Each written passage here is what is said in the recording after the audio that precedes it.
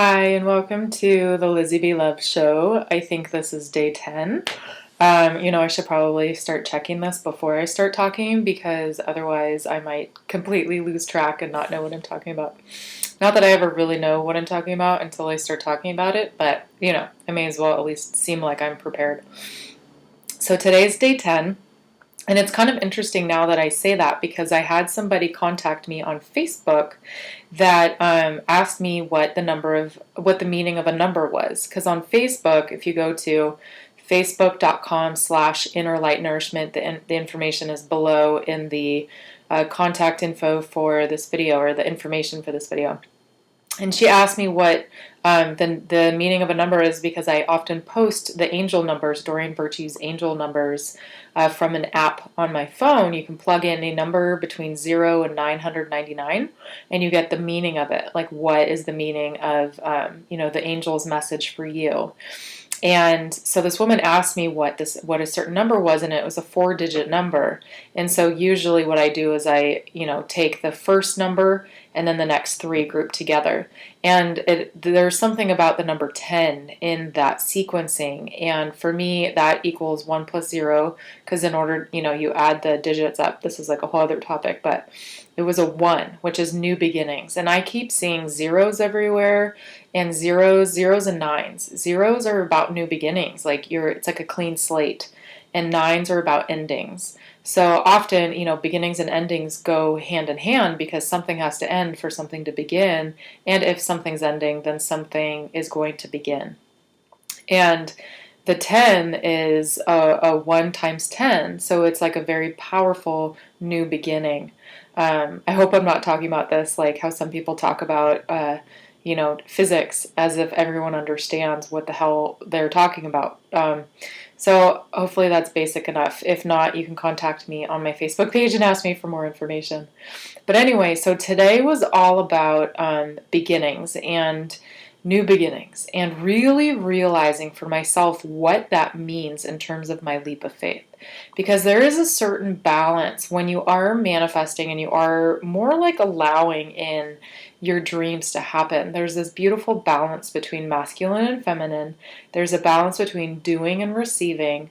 And there's a balance between everything. It really is about finding harmony and balance and not swinging from one end to the other. Like, I have talked about how I am a professional doer. I'm an overachiever. I'm very action oriented. I'm a person that likes to go, go, go, go, go, because that gives me a sense of control. I'm not so good at not doing, at letting go, at trusting that things will come in as I require them, as I need them, not as I want them. Like my desires, I do want my desires and my goals, but they don't happen according to my will alone. And today was a really great reminder of that, because today I was in the process. And so for me, I think to find a balance between the doing and the receiving, I have to continue to do things, not to overdo, but to continue to go out into the world and do activities and to, babysit and to, which is my, form of outside work right now, and to go to Al-Anon meetings or whatever meetings I'm going to, and to hang out with friends and to be out in the world at the same time, be open and receptive to the universe bringing me what I need. And for a long time, I think I had a hard time holding those two at the same time. I felt like it had to be one or the other. I had to be actively like looking for a job and I needed to find the job, or I needed to just kick back and relax and not do anything at all. Sometimes that's what is required, but most of the time it's a balance of being out in the world, being human, and also keeping a positive mindset of manifestation, of keeping your focus on your desires without becoming too far out of the present moment. So again, it's also finding the balance about being in the present moment, accepting reality the way it is right now, and holding the vision for where you want your life to be in the future. And that can be a very tricky place for me and for people like me who have a tendency to be very black and white, to be very extreme, to be very unhappy with the moment or way too happy with the moment so that when the moment changes, you're then unhappy again. It's very much a sign, in any sort of, like addiction, like I talk about that a lot, trauma relief, all of that stuff creates this sense of urgency. If it's not now, it will never be. And if it is now, it's going to be like this all the time. It's a lack of awareness of the ebb and flow of life. It's a lack of that understanding that this too shall pass, so don't get attached to anything too much. Like, be aware of what's happening so you can enjoy when things are happening that are pleasant. But don't get too attached to them so that when they're not there, you are devastated. You know what I mean? And that takes practice. That is a very, very, very challenging place to be without practice. Like, you wouldn't want to go walk on a tightrope in between skyscrapers in New York City without practicing. Well, it's the same thing, really. You don't want to just all of a sudden put yourself out there trying to manifest everything in your life without knowing how to keep yourself sane and grounded at the same time. So that's kind of what I believe higher power and like what the universe is having me do with these videos is teaching myself. I have to work that muscle every day because I am really going to be walking a tightrope in at the end of these 30 days. So in 20 days, I will be. Do you see my eyes right then? I saw them in the monitor. It's kind of funny. I will be walking that tightrope. So now I'm practicing. I was babysitting. I care part time for a friend of mine's baby, a newborn. And I was going on a walk with him today, and I was watching people play softball. I used to play softball. I played softball from the time that I was 9 years old, 8 years old even, to about 17. So it's about 10 years, and those were pretty formative years between third grade and senior year of high school. And I played a lot. And from the time I was in sixth grade, I was like, I was the catcher, I was an all-star, I was a captain, I was the MVP. So I was very much a prominent person on my softball team. And a part of me really misses it. A part of me was really sick of it and hated doing it and wanted to quit when I was, a freshman, but I didn't because my dad wanted me to play, and it's like this whole thing. I was in love with volleyball. I also played volleyball, which I still adore and miss. And I saw people playing that today too, which made me happy. I love when people just put up a net on the grass and just like play. If anybody out there who lives in the Bay Area, the East Bay especially, and wants to play volleyball, like hit me up because I freaking love volleyball. I will play volleyball any chance I can get. I just don't know people and leagues around here to play. And that's a little like nerve-wracking. But I like playing outside, like in the sand and on the grass. So anyway, I watched these people, hit the ball and kind of it looked like somebody was helping people practice grounders or something. And that's when, the ball's rolling along the ground, for those of you who don't know about baseball and softball. And I realized, because a part of me had thought about teaching or coaching softball for young girls, And then I said, I haven't played in so long. I don't remember how, like, anything. I mean, I do. I'm sure if you put a bat in my hands and a ball and a glove, like, I would know what I was doing. But my mind tells me that I don't. And I realized, like, you can practice coaching. I could practice to get used to coaching to then coach. Like, I don't have to know what I'm doing right away. And that's all a part of the leap of faith, too. If something calls to you, go ahead and do it, and you can figure it out on the way. And if it doesn't work, it doesn't work. It's not the end of the world. But there was something about that today, about that, like, ability to just go with the flow, the ability to just kind of, like, be in the moment, and find that balance between doing and allowing. And it's a really interesting place to be. It's really new for me. I am not used to being in that place at all. But that could be the question for you today is like, where can you find more balance between doing and allowing?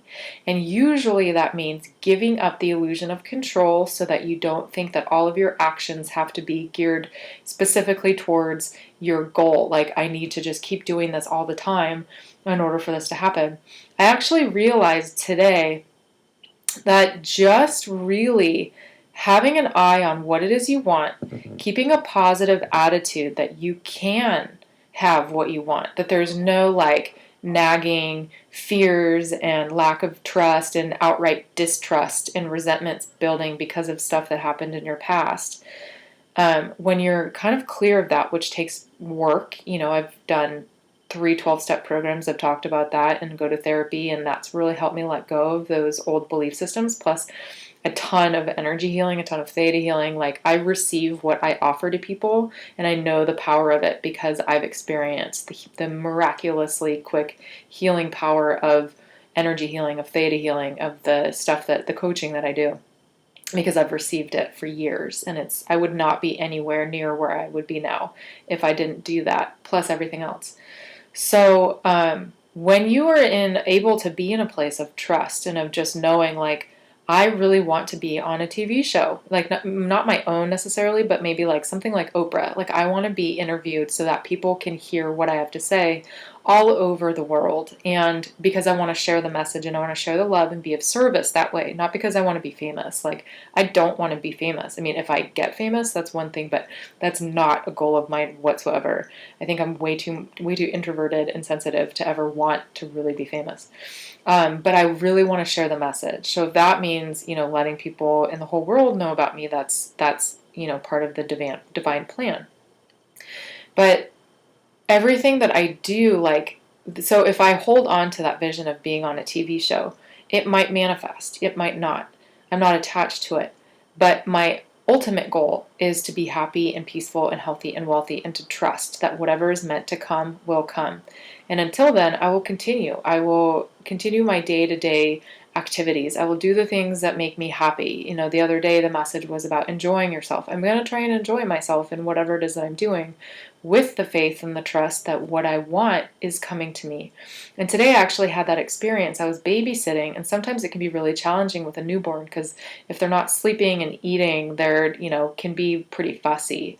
And today I just really prayed and asked for help and affirmed help and kept my mind on my goals and my dreams and my vision, and wanting to just be peaceful and happy and be of service in the world.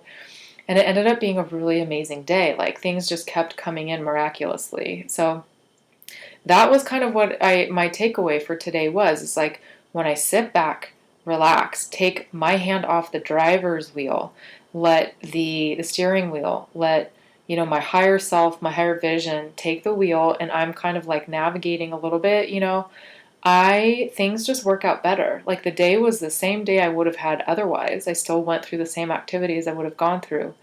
But I had this sense of, like, somebody has my back. I'm not in charge of everything. And that feels amazing.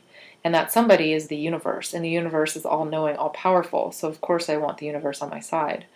And I just felt so much happier. I felt so much more joy. I felt so much more present. I was able to connect with the woman that I babysit for, my friend, and really connect with her, like really be present and connect with her. And it was really incredible, because now I feel like I'm getting into a deeper friendship with her, which is also something that I'm manifesting, are more grounded, peaceful, happy, loving, family-oriented friends, because that's the way that I am.